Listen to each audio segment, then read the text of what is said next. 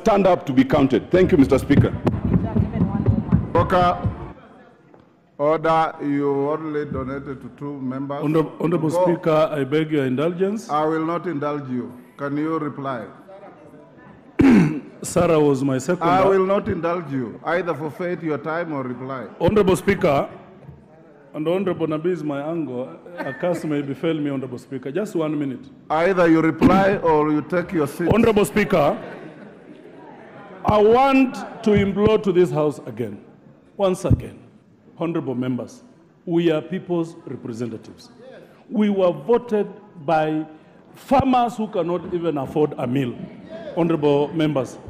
Honorable Speaker, my heart goes to those women in the villages who are watching us now on TV, who went to buy fertilizer and turned out to be fertilizer gushi. Honorable members, kindly, it is not about Kenya Kwanza, it is not about Azimio. It is a moral question. We are not targeting the Meru community, honorable members. Members, you would understand, this is not the first scandal that has fallen at the feet of this minister. We had wrong sugar. Honorable Speaker, we had contaminated sugar released for public consumption, for crying out loud. For how long do you want the members of the public to suffer so that as a house we act? Mithika is a minister. They went and imported sugar that was contaminated, that was not good, that was not fit for human consumption. It went to the people. Cancer cases are now very high. There is a close relationship between cancer and contaminated sugar, edible oil. For when are we going to stand for our people?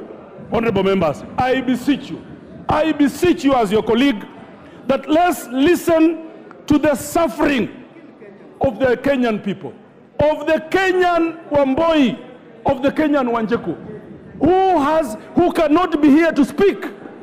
Please, for once, let's listen to them. It is not about parties.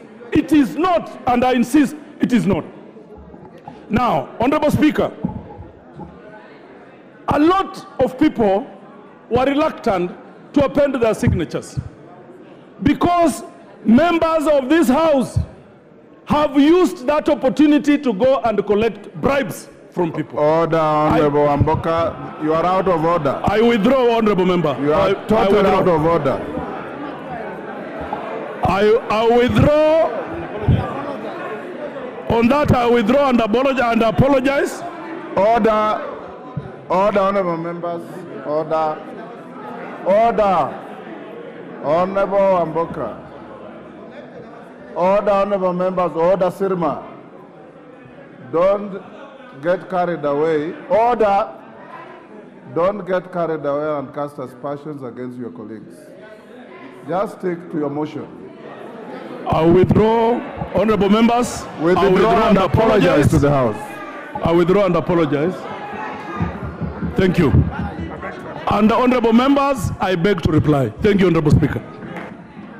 Order, honorable members. Order. Order, honorable members. Before I put the question, order. Before I put the question, you know, this is a motion that has constitutional guidance as to the threshold of the vote. So once I put the question, we'll not have a voice vote. We'll proceed to ring the bell, and I direct that the bell will ring for 5 minutes.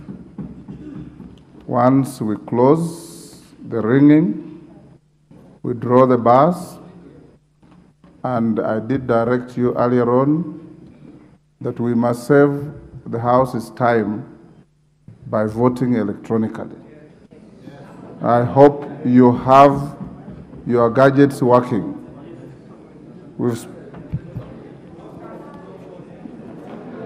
Order, honorable members. Now I'll put the question, and you have your order paper. I will not read the particularized charges. I'll only read the main charges.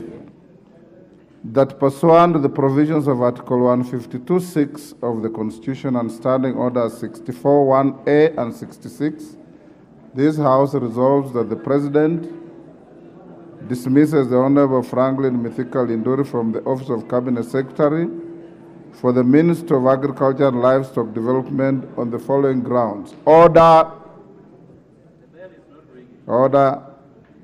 1, gross violation of the Constitution, gross violation of Article 46 of the Constitution, gross violation of Article 73 of the Constitution, gross violation of Article 201 of the Constitution, gross violation of Article 232 of the Constitution, serious reasons for believing that the Cabinet Secretary has committed a crime under national law. A, serious reasons for believing the Cabinet Secretary has committed a crime under sections 100 and 101 of the Penal Code, Cap 63. Serious reasons for believing the Cabinet Secretary has committed a crime under sections 353 and 355 of the Penal Code, Cap 63. Gross misconduct, which is that the minister has failed to exercise public trust in the best interest of the people of Kenya, and this amounts to gross misconduct, contrary to Section 8 of the Leadership and Integrity Act, Cap 185C, has failed in the performance of his duties to the best of his ability to carry out the duties of the office efficiently and honestly, and to carry out the duties in a transparent and accountable manner, and this amounts to gross misconduct, contrary to Section 10A and B of the Leadership and Integrity Act, Cap 185C, has failed to demonstrate professionalism in carrying out duties of the office in a manner that maintains public confidence in the integrity of the office, and this amounts to gross misconduct, contrary to Section 11A of the Leadership and Integrity Act, Cap 185C, misled the public by submitting false information to a departmental committee of the National Assembly that GPC diatomaceous was distributed as a soil conditioner and not as a fertilizer, and this amounts to gross misconduct, contrary to Section 29 of the Leadership and Integrity Act, Cap 185C. Will you now, Sergeant, ring the bell for 5 minutes?